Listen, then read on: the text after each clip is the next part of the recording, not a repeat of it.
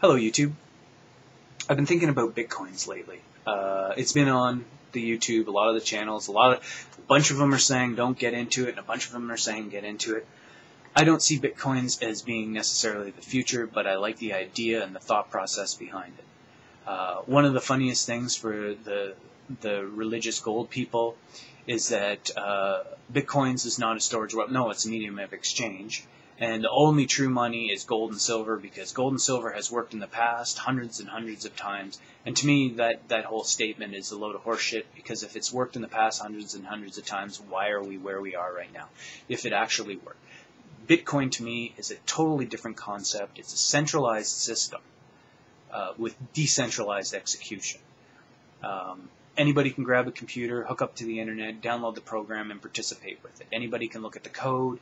Anybody can exchange on it. You can set up your businesses or whatever. I'm not saying Bitcoin is the way to go. What I'm saying is that Bitcoin is a thought process that is different from gold and silver, that has worked hundreds and hundreds of times in the past, which doesn't make sense to me. Keep your gold and silver. I think it's a wonderful thing if you want to keep your gold and silver.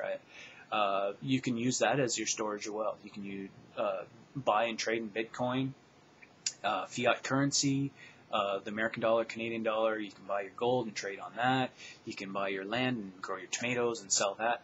If anybody says it's a Ponzi scheme or a scam, it could be. But we have all been hooked into this statism-driven economy.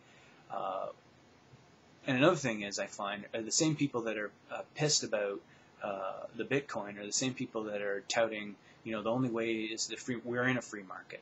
All governments or corporations are all there to make profits. They're giving us services that we ask for, which are to get beat down, to get told, because you want to get beat down. If they're doing something that you don't like, you go down there to protest. They send their little black squad to get everybody riled up because you've gone down there to cause shit. Oh no, I'm a peaceful protester. No, you've gone down there to cause shit.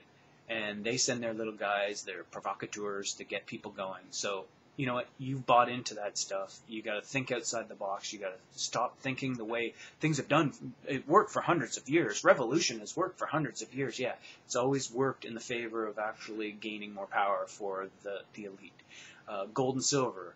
Going after the fiat currencies collapse, everybody goes back into gold and silver.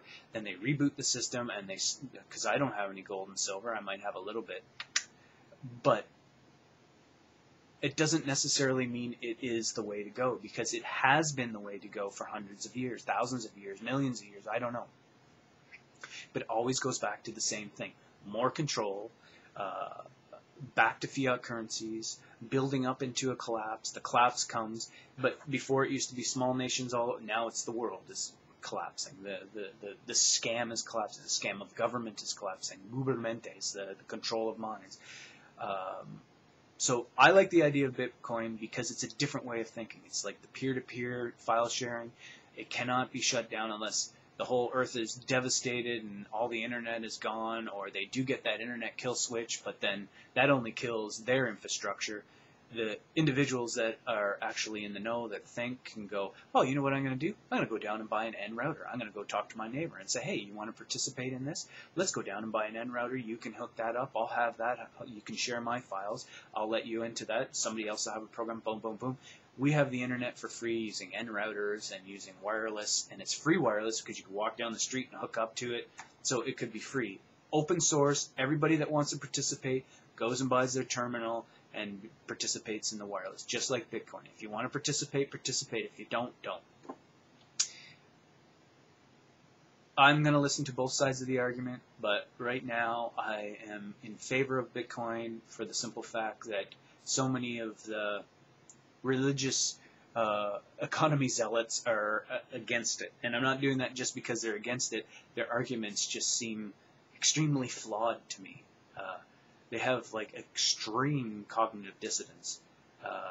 They say one thing and do another. So, and I'm talking about like a lot of the YouTubers, the truth seekers. So Bitcoin, I'm still out on, but I like the idea because it is a centralized system with decentralized execution that at any one point can be shut down, but it doesn't shut down the whole, and you can always come back in in another way. I don't know how theft is handled and counterfeit and hacking, but that's part of the learning process. I don't think Bitcoin is necessarily Bitcoin being the future, but there's an incarnation of that will be the future.